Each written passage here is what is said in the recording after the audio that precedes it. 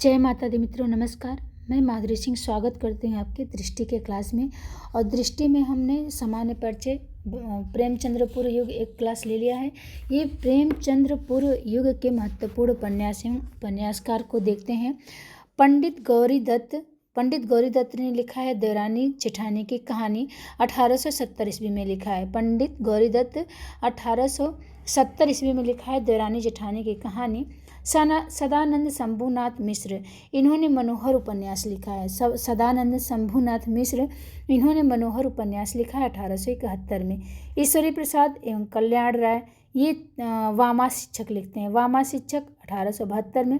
तो ईश्वरी प्रसाद एवं कल्याण राय वामा शिक्षक। देखिए वामा शिक्षक है ना, तो शिक्षक ईश्वर के ही तरह होता है। तो ऐसे हमने याद किया है कि ईश्वरी प्रसाद कल्याण करते हैं, शिक्षक भी कल्याण करते हैं, ईश्वर भी कल्याण करते हैं। तो ईश्वरी प्रसाद एवं कल्याण राय ये वामा शिक्षक लिखे 1872 में। श्रद्धाराम फिलौरी, ये भाग्यवती हैं। ये अपने श्रद्धाराम कहते हैं भाग्यवती, फिलौरी बना फुलौरी बना। साथ साथ खाएंगे 1877 में। ऐसे है। फिर बालकृष्ण भट्ट, इनका जन्म होता है 1844 में। इन्होंने 2 उपन्यास लिखे, एक तो कथा रहस्य, दूसरा नूतन ब्रह्मचारी। कथा रहस्य 1879 का है और नूतन ब्रह्मचारी 1886 का है।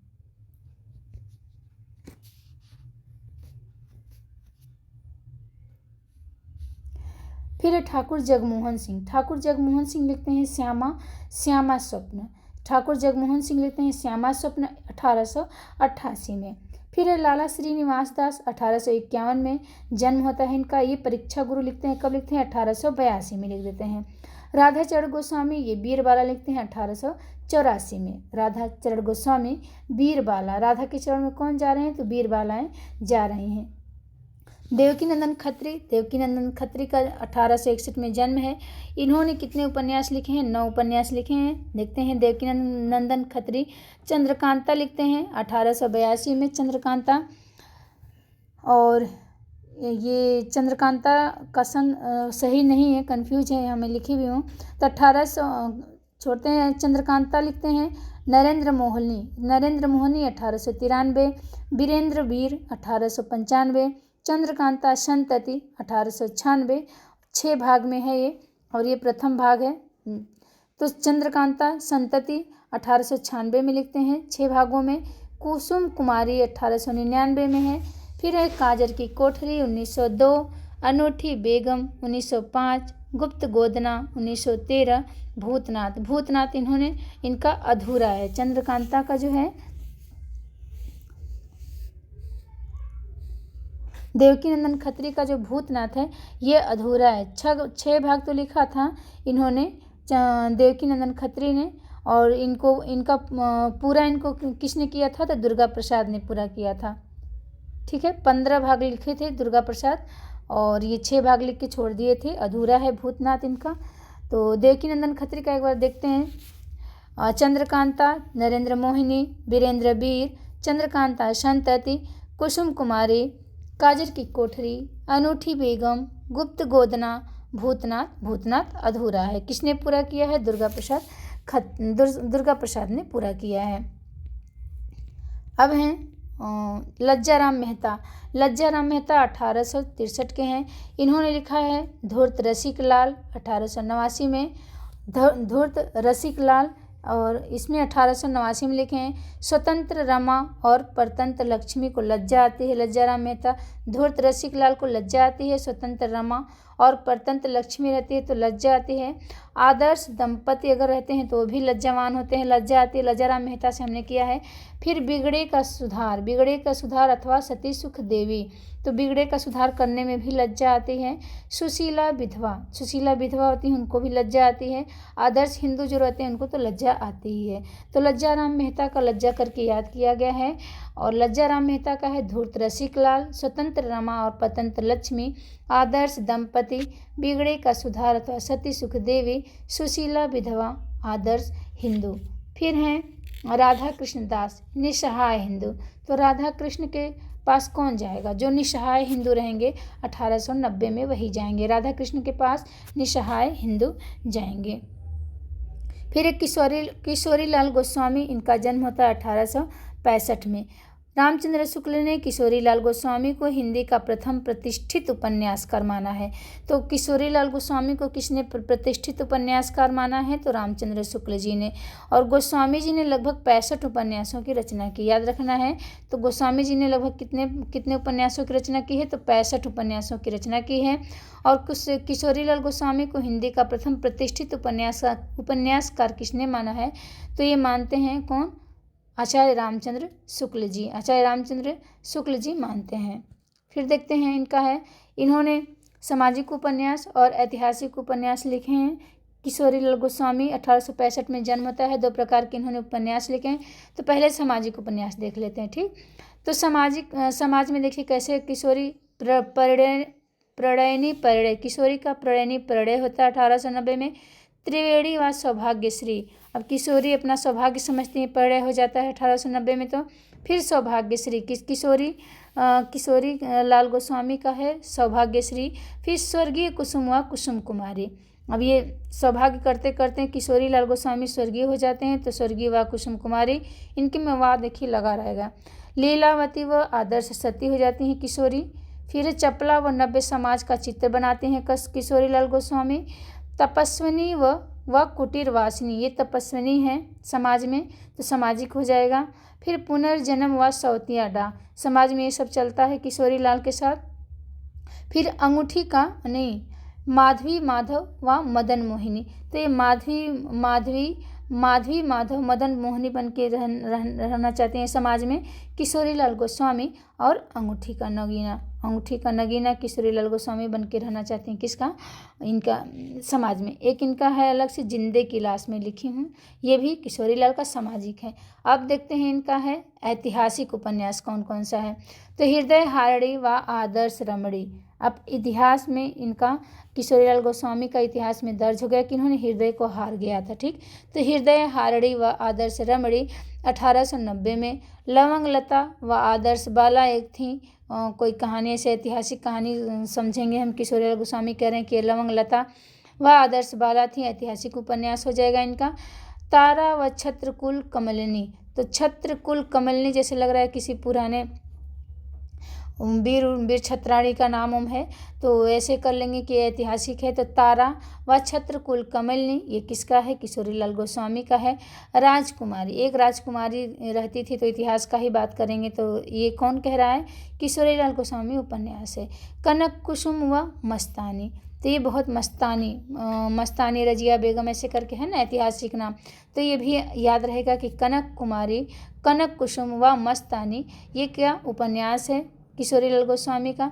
फिर सुल्तान रजिया बेगम व रंग महल में हलाहल हो जाती हैं, कौन? किशोरी सुल्तान रजिया बेगम के साथ जाती हैं और ये रंग महल में हलाहल हो जाती हैं, तो ऐतिहासिक बन जाता है, किशोरी लाल गोस्वामी का है। फिर मल्लिका देवी व बंग सरोजनी, अब सरोजनी नायडू का भी इतिहास में नाम है, तो ये लिख देती हैं। मल्लिका देवी बन के सरोजनी नायडू के संग रहती हैं, कौन? किशोरी लाल गोस्वामी। तो मल्लिका देवी व बंग सरोजनी नायडू 1905 में। लाल कुंवरी व शाही रंगमहल, तो देखिए ऐतिहासिक उपन्यास पढ़ने में समझ में आ रहा है कि कुछ ऐसे नाम भी दिए हैं, रंगमहल, शाही, तो ये किशोरी लाल गोस्वामी लाल कुंवरी व शाही रंगमहल में जाती हैं। सोना और सुगंध व पन्नाबाई, देखिए पन्नाबाई नाम दिया भी ऐतिहासिक हो जाएगा। सोना, सुगंध, पन्नाबाई ये सब किशोरी लाल गोस्वामी का। हीराबाई व बेहयाई का बोरका पहन लेते हैं, कौन? किशोरी लाल गोस्वामी। तो हीराबाई व बेहयाई का बुर्का पहन लेते हैं। गुलबहार का आदर्श मातृस्नेह इनको दिखता है इतिहास में। गुलबहार जो पेड़ एक होता है ना, इतिहास में पेड़ है, ये समझ लीजिए। आदर्श मातृस्नेह किशोरी लाल गोस्वामी को दिखता है। लखनऊ की कब्र व शाही महल सरा, तो लखनऊ की कब्र में ये किशोरी लाल गोस्वामी शाही महल सरा बनाते हैं, तो ये ऐतिहासिक हमें याद रहेगा। एक बार देखते हैं ऐतिहासिक उपन्यास किशोरी लाल गोस्वामी का। हृदय हारड़ी व आदर्श रमणी, लवंग लता व आदर्श बाला, तारा व छत्रकुल कमलिनी, राजकुमारी, कनक कुसुम व मस्तानी, सुल्तान रजिया बेगम व रंग महल में हलाहल, मल्लिका देवी व बंग सरोजनी, लाल कुंवरी व शाही रंगमहल, सोना और सुगंध व पन्नाबाई, हीराबाई व बेहयाई का बोरका, गुलबहार का आदर्श मातृस्नेह, लखनऊ की कब्र व शाही महल सरा। और बस इनके इतने हैं। तो 12 उपन्यास इन्होंने लिखा है, ठीक है। और इनके उपन्यास को प्रेम का विज्ञान भी कहा गया है। देखिए किशोरीलाल गोस्वामी के उपन्यास को क्या कहा गया है, प्रेम का, किशोरीलाल के उपन्यास को क्या कहा गया है, प्रेम, उपन्यास को प्रेम का विज्ञान कहा गया। ठीक, इनके उपन्यास को प्रेम का विज्ञान कहा गया है। किसके, किशोरीलाल गोस्वामी के। अब है अयोध्या सिंह उपाध्याय हरिऔध। इनका जन्म होता है 1865 में। तो अयोध्या सिंह उपाध्याय हरिऔध का भी 1865 में होता है और किशोरीलाल गोस्वामी का 1865 में होता है और राधा कृष्ण दास का भी। तो राधा कृष्ण दास, किशोरीलाल गोस्वामी, अयोध्या सिंह उपाध्याय हरिऔध, ये 1865 के हैं। ठीक, और सब प्रेमचंद्र पूरी युग के उपन्यासकार हैं। ठीक है, अब अयोध्या सिंह उपाध्याय हरिऔध का देखते हैं। इनका बस 2 ही हैं। कौन कौन है, ठेठ हिंदी का ठाठ, और 1899 में इन्होंने लिखा है अधखिला फूल लिखा है। ठीक है, अधखिला फूल मैं यहीं पे लिख दी हूँ कि ठेठ हिंदी का ठाठ जो है ये अनमेल विवाह के परिणाम बताए गए हैं। ठीक है, किस में, ठेठ हिंदी का ठाठ, ठेठ हिंदी का ठाठ में अनमेल विवाह के परिणाम बताए गए हैं। और ठेठ हिंदी का ठाठ जो है इनका पहला नाम क्या रहता है, देवबाला रहता है। ठीक है, और अधखिला फूल क्या है, सतीत्व के गौरव का गान इसमें है अधखिला फूल में। तो 2 ही है अयोध्या सिंह उपाध्याय का। इसके बाद आते हैं गोपाल राम गहमरी। इन्होंने तो बहुत उपन्यास लिख दिए हैं एकदम।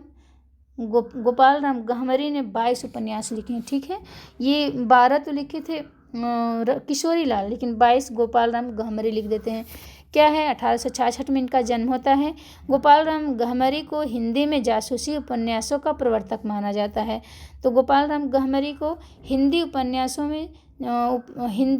में जासूसी उपन्यासों का प्रवर्तक माना जाता है। इन्होंने 200 के आसपास जासूसी उपन्यास लिखे। गोपाल राम गहमरी को हिंदी का कानन डायन, महत्वपूर्ण हो जाता है कि हिंदी का कानन डायन किसे कहा गया है, तो गोपाल राम गहमरी को कहा गया है। अंग्रेजी के लोकप्रिय जासूसी उपन्यासकार कहा जाता है इनको। तो अंग्रेजी के लोकप्रिय जासूसी उपन्यासकार भी कहा जाता है।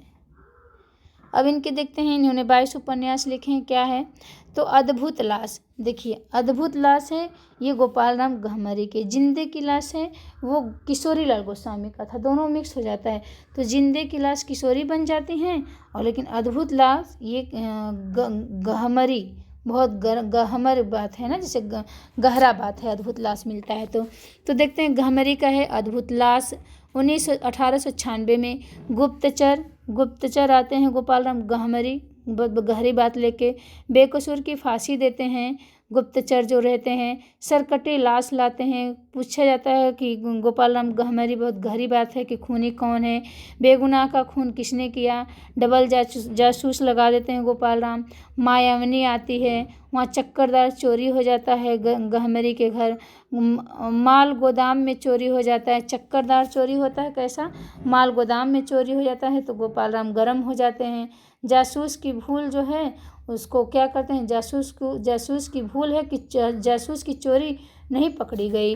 तो ये गहमरी गर्म बात है कि जासूस की भूल है कि जासूस की चोरी नहीं पकड़ी गई।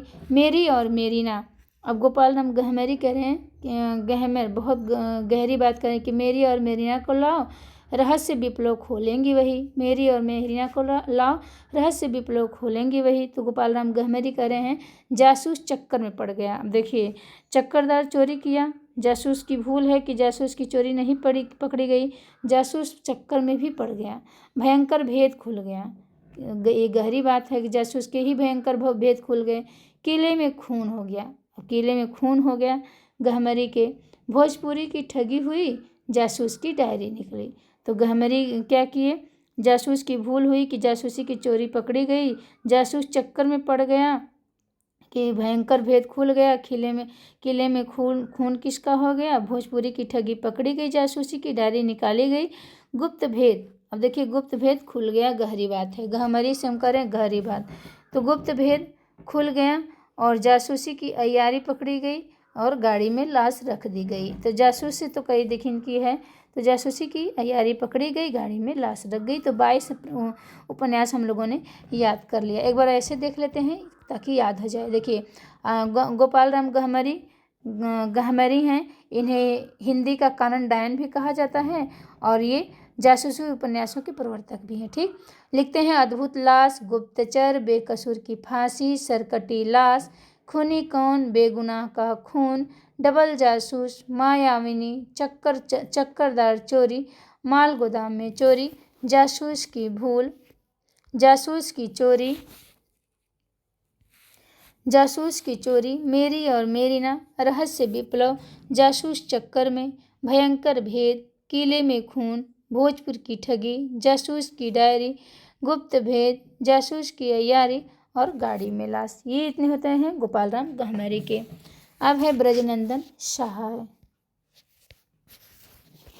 दूसरे पेज पे हैं। देखते हैं ब्रजनंदन सहाय। ब्रजनंदन सहाय का जन्म 1874 में होता है। ये राजेंद्र मालती। ब्रजनंदन सहाय लिखते हैं राजेंद्र मालती। फिर अद्भुत प्रायश्चित, सौंदर्य पाशक। तो राजेंद्र मालती, अद्भुत प्रायश्चित, सौंदर्य पाशक। तो ब्रज के नंदन राजेंद्र मालती हैं, अद्भुत प्रायश्चित करते हैं। देखिए, ब्रज में जाके नंद क्या करते हैं? अद्भुत प्रायश्चित करते हैं सौंदर्य पाशक को देख के, सौंदर्य पाशक। फिर अरड़े बाला, ब्रज के नंदन अरड़े बाला के पास जाते हैं, बड़े लालचीन हैं। कौन? ब्रज के नंदन अरड़े बाला के पास जाते हैं, बड़े लालचीन है ये। और राधा की कांति के देख के ये लालचीन हो जाते हैं। कौन? ब्रज के नंदन। तो हमने याद किया कैसे? ब्रज के नंदन राजेंद्र मालती, राजेंद्र मालती के पास जाते हैं, अद्भुत प्रायश्चित करते हैं ब्रज के नंदन। फिर सौंदर्य पाशक अरड़े बाला के पास जाते हैं, लालचीन है ब्रज के नंदन, और राधाकांत को देख के लालचीन हो जाते हैं। तो ऐसे हमने याद किया है, तो उनके याद हो गए। राजेंद्र मालती, ब्रजनंदन सहाय, अद्भुत प्रायश्चित, सौंदर्य पाशक, अरड़े बाला, लालचीन, राधाकांत। अब है मन्नन द्विवेदी। मन्नन द्विवेदी का जन्म होता है 1884 में। ये रामलाल और कल्याणी दो ही इनका है। तो हमने कि रामलाल मन्नन द्विवेदी, बड़ी मन्नत के बाद रामलाल पैदा हुए और कल्याण कर दिए। तो रामलाल कल्याण किए कैसा? बड़े मन्नन के बाद रामलाल कल्याण किए, तो रामलाल और कल्याणी मन्नन द्विवेदी। फिर है रामनरेश त्रिपाठी का वीरांगना है, एक ही उपन्यास इन्होंने लिखा है। अच्छा किया, बड़े अच्छे हैं रामनरेश त्रिपाठी। 1889 में जन्म लेते हैं रामनरेश त्रिपाठी। जयशंकर प्रसाद के साथ इनका जन्म होता है ना रामनरेश त्रिपाठी का। सिर्फ वीरांगना, तो नरेश हैं तो वीरांगना से इन्होंने शादी किया है, याद हो गया। रामनरेश त्रिपाठी, वीरांगना। राधिका रमण प्रसाद। अब राधिका रमण प्रसाद कहाँ गई? बहुत छोटे छोटे में दिए हैं। हाँ, राधिका रमण प्रसाद, पेन ले लें। ये है राधिका रमण प्रसाद, पूरा दिया भी नहीं है। राधिका रमण प्रसाद का है वन जीवन व प्रेम लहरी। अब देखिए, वा दिया और राम रहीम। वा दे देगा तो हम लोग फंस जाएंगे, कहाँ चले जाएंगे? किशोरी लाल में चले जाएंगे। लेकिन ये राधिका रमण कहाँ कर रही हैं? वन जीवन में, वन के जीवन, राधिका रमण कर रही हैं। राधिका रमण वन जीवन या व प्रेम लहरी, वन जीवन में रहेंगे या प्रेम लहर में रहेंगी? प्रेम लहर में रहेंगी या वन जीवन में? कौन? राधिका रमण करती हैं, और रमण करते करते वन जीवन में जाती हैं, कहती हैं प्रेम वन जीवन बिताएंगे या प्रेम लहर लेंगे। और राम रहीम जाने, ये बात राम रहीम जाने। तो राधिका रमण प्रसाद कहते हैं वन जीवन में रहेंगे या प्रेम लहर में रहेंगे, राम रहीम जाने। तो इनका दो ही उपन्यास है राधिका रमण प्रसाद का। फिर है भुवनेश्वर। अब देखिए, भुवनेश्वर मिश्र, इनका क्या है? घराव घाट। भुवनेश्वर मिश्र का घराव घाट है। तो भुवन के पास ही घराव घाट बना हुआ है ना, भुवनेश्वर का हो जाएगा। भुवन के पास ही क्या है? घराव घाट बना है। और एक इनका और है, ये बलवंत भूमिहार। घराव घाट भुवनेश्वर में है, बलवंत भूमिहार वहाँ पे घर बनाया है। ठीक है, तो बलवंत भूमिहार यहाँ है, और घराव घाट, इसको नीचे करें।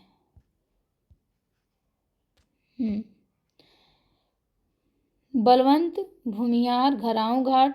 फिर है ये घराव घाट, बलवंत भूमिहार किसका है? भुवनेश्वर का है। गंगा प्रसाद का है पृथ्वीराज चौहान।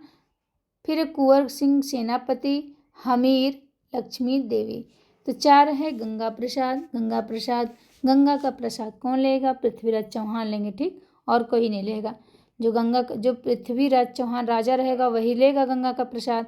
सेनापति हैं कुंवर सेनापति लेंगे, पृथ्वीराजा चौहान हैं ये लेंगे, कुंवर सिंह सेनापति ये लेंगे, हमीर हम भी ले लेंगे जाके। लक्ष्मी देवी का प्रसाद है तो लक्ष्मी देवी भी हो जाएंगी। तो गंगा प्रसाद लक्ष्मी देवी करेंगे, कौन लेगा? तो पृथ्वीराज चौहान लेंगे, कुंवर सिंह सेनापति लेंगे और हमीर हम लेंगे। कौन कह रहा है? लक्ष्मी देवी। फिर है जयराम गुप्त। ये कश्मीर का पतन हो गया तो जयराम करते रह गए जयराम गुप्त। ये उपन्यास है। माया रानी, और माया रानी वहाँ पे आई नवाबी परिस्तान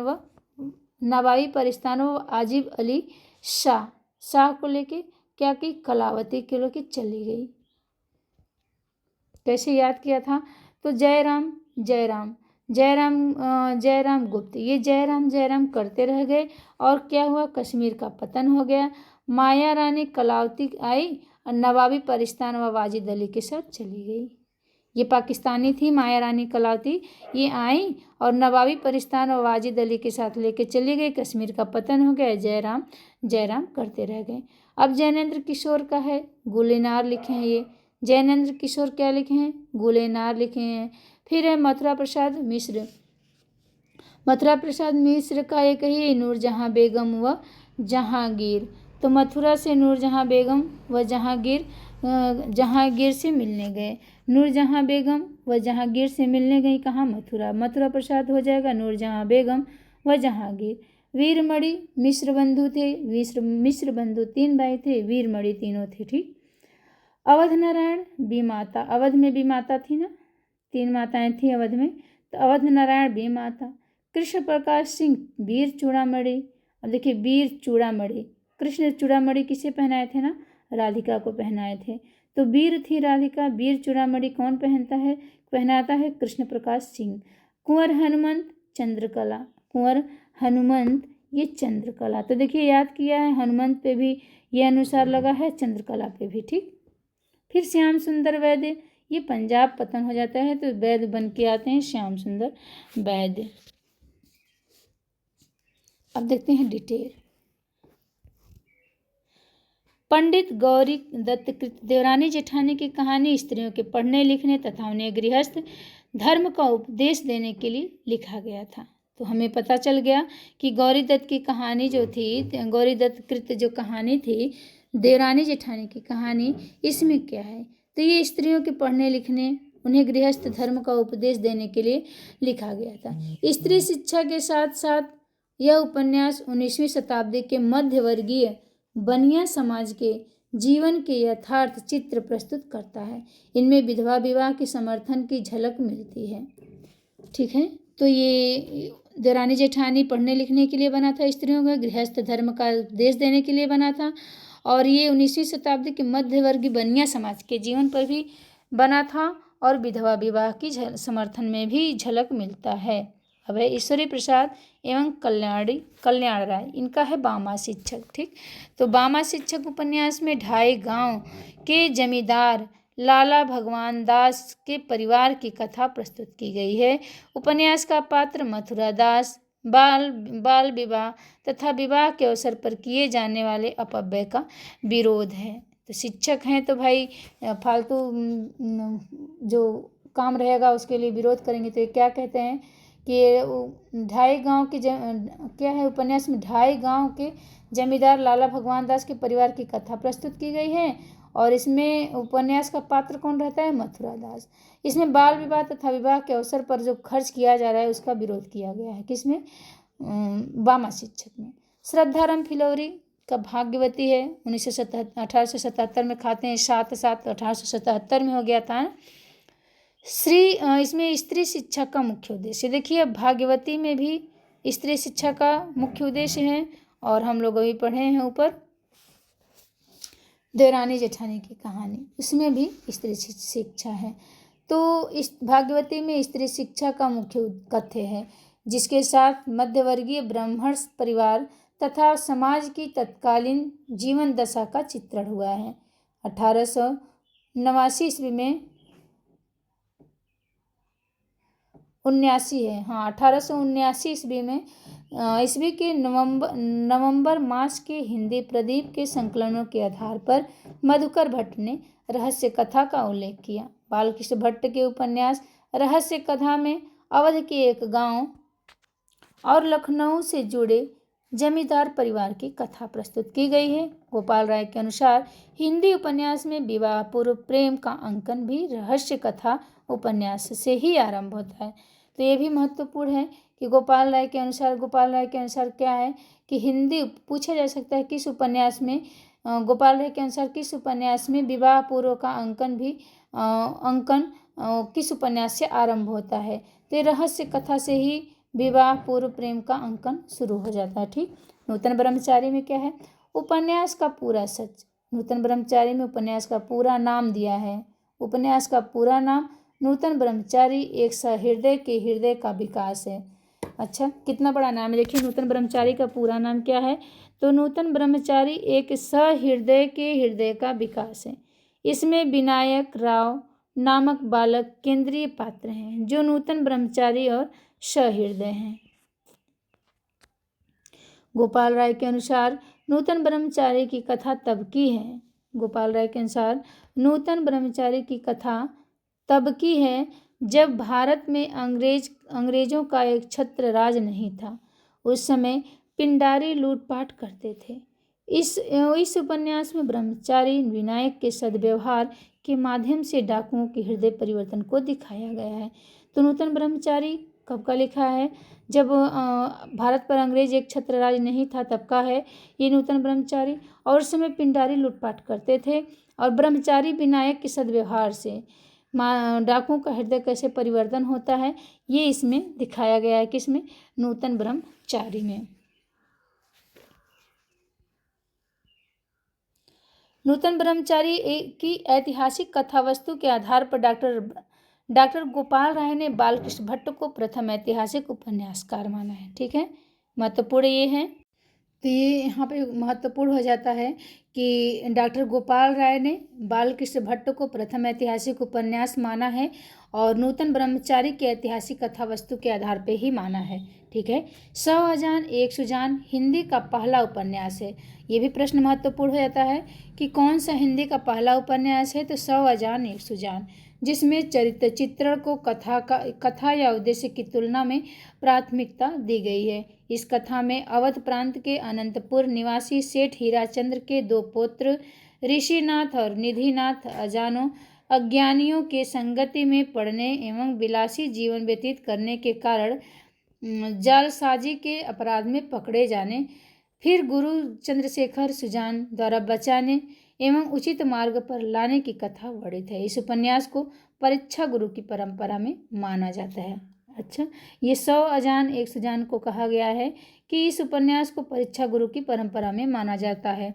तो ये भी महत्वपूर्ण हो जाता है, प्रश्न बन सकता है कि किस उपन्यास को परीक्षा गुरु की परंपरा में माना गया है, तो ये 100 अजान एक सुजान है। ठीक है, अब देखते हैं ठाकुर जगमोहन सिंह। श्यामा स्वप्न लिखते हैं ठाकुर जगमोहन सिंह और श्यामा स्वप्न का विशेष महत्व है, इसके शिल्प को लेकर है। इसे हिंदी में आख्यायिका शैली का प्रथम उपन्यास माना गया है। श्यामा स्वप्न का महत्व जो इसके शिल्प को लेकर है और इसे हिंदी आख्यायिका शैली का प्रथम उपन्यास माना गया है। स्वयं लेखक ने पुस्तक के मुख पृष्ठ पर इसे गद्य प्रधान 4 खंडों में एक कल्पना और एक an original novel in Hindi prose की संज्ञा दी है। इसमें ब्राह्मण कुमारी श्यामा और क्षत्रिय कुमार श्यामा सुंदर के प्रणय की कथा है। ठीक है, लाला श्रीनिवास दास के परीक्षा गुरु हिंदी का प्रथम अंग्रेजी ढंग का मौलिक उपन्यास है। ठीक है, तो ये लाला श्रीनिवास का जो परीक्षा गुरु है ये हिंदी का प्रथम अंग्रेजी ढंग का मौलिक उपन्यास है। यह रचना उपदेश प्रधान है। इसमें दिल्ली के रईस लाला मदन मोहन तथा उनके चरित्रवान एवं विवेकशील मित्र लाला ब्रज किशोर का चित्रण है। इसकी भाषा दिल्ली में रहने वालों की साधारण बोलचाल की भाषा है। तिलस्मी और अय्यार शब्द के संदर्भ में आलोचक मधुरेश लिखते हैं। क्या लिखते हैं, ये दोनों शब्द मूलतः अरबी भाषा के हैं। कौन, तिलस्मी और अय्यार। मधुरेश लिखते हैं कि दोनों शब्द मूलतः अरबी भाषा के हैं। तिलस्म अरबी में ग्रीक भाषा से आया है। तिलस्म का शाब्दिक अर्थ है अद्भुत।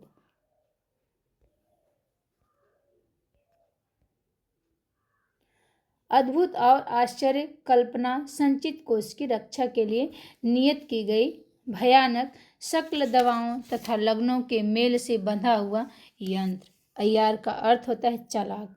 तो अय्यार का अर्थ समझ लीजिए क्या होता है, चालाक होता है। अय्यार के अर्थ चालाक होते हैं चालाक, वेग से चलने वाला या दूर तक दौड़ने वाला होता है। देवकी नंदन खत्री कृत चंद्रकांता में नौगढ़ के राजा सुरेंद्र सिंह के पुत्र राजकुमार वीरेंद्र सिंह एवं विजयगढ़ के राजा जय सिंह की पुत्री राजकुमारी चंद्रकांता की प्रेम कहानी का वर्णन है। ठीक है। भूतनाथ देवकी नंदन खत्री का अधूरा उपन्यास यानी 6 भाग में लिखा था देवकी नंदन खत्री ने भूतनाथ को, और जिसे उनके पुत्र दुर्गा प्रसाद खत्री ने 21 भाग पूरा किया। इसमें चंद्रकांता संतति के ही भूतनाथ नामक एक कुशल अय्यार की रोचक कथा का वर्णन है। लज्जाराम मेहता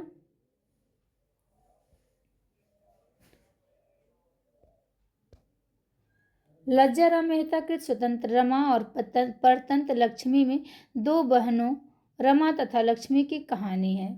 इसमें क्या है, रमा तथा लक्ष्मी की कहानी है। और रमा तथा लक्ष्मी की कहानी है, रमा अंग्रेजी शिक्षा से प्रभावित थी तथा स्वतंत्र जीवन व्यतीत करना चाहती थी, जबकि लक्ष्मी भारतीय परंपरा के अनुरूप पतिव्रता नारी का जीवन व्यतीत करती है। इसमें लज्जाराम मेहता ने तुलनात्मक ढंग से भारतीय नारी को श्रेष्ठता को दर्शाया है। राधा कृष्ण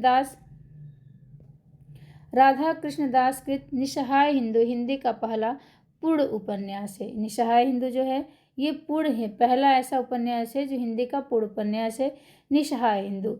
और जो परीक्षा गुरु था वो अंग्रेजी ढंग का पहला था, जिसमें इसमें क्या है, निस्सहाय हिंदू में नाटकीय पद्धति पर प्रसंगों के निर्माण तथा कथाओं के युगपत संक्रमण की प्रविधि अपनाई गई है।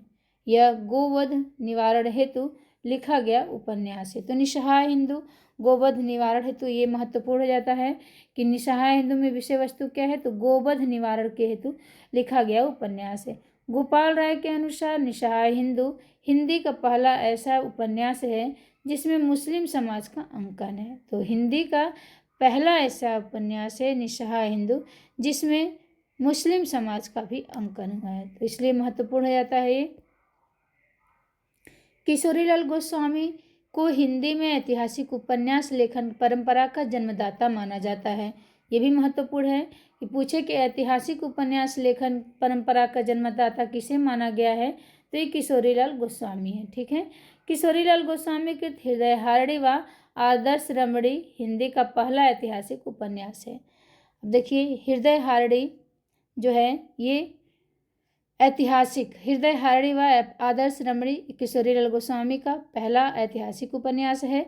इसमें रंगपुर के कुमार नरेंद्र सिंह और कृष्णनगर की राजकन्या कुसुम कुमारी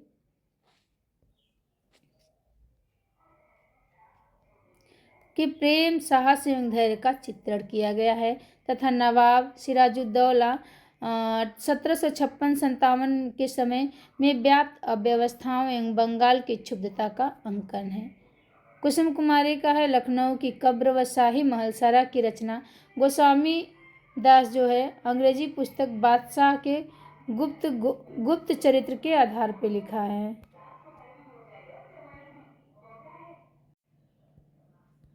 लखनऊ की नवाबी महल के विलासपूर्ण जीवन का चित्रण है इसमें। ठीक है। और उपन्यास का सार है नवाबी महल का विलास ही लखनऊ नवाबों के लिए कब्र बन गया।